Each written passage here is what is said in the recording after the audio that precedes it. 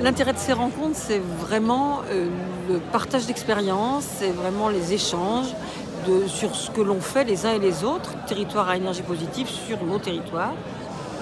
On a vraiment besoin de ça, d'abord de s'auto-convaincre les uns les autres que ce qu'on fait va dans le bon sens, peut-être de tenter ensemble de convaincre aussi l'État, les pouvoirs publics en général, qu'on aura besoin pour une vraie transition écologique sur ce territoire, sur notre territoire national, on aura besoin des territoires ruraux, et on aura besoin des expériences locales, des expérimentations locales. Voilà ce qui compte dans ces rencontres TEPOS. Il y aura pendant nos rencontres des moments d'ateliers qui sont des ateliers parfois presque de formation, d'information, et puis des ateliers qui sont vraiment des ateliers de co-construction de solutions nouvelles. Il y a 3 piliers qui sont fondamentaux. D'abord, c'est d'impliquer les citoyens dans tous les projets. Ensuite, c'est de porter une transition transversale, systémique, c'est-à-dire qui intègre les différents secteurs du développement durable, l'énergie, l'alimentaire, la démocratie.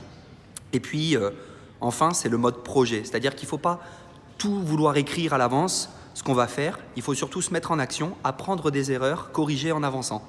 Et en faisant ça, on considère que c'est un code de transition démocratique, locale et réussi. Ça permet d'avoir des résultats qui vont arriver sur tous les secteurs concernés, mais surtout des résultats d'ensemble.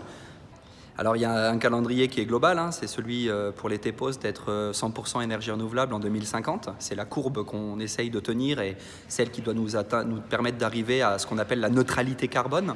Et après, on est dans un calendrier électoral, c'est-à-dire que tous les projets, on essaye de les structurer à partir de la fin du mandat. Donc on a démarré là en 2014, 2020, paf, qu'est-ce qu'il faut avoir fait d'ici là?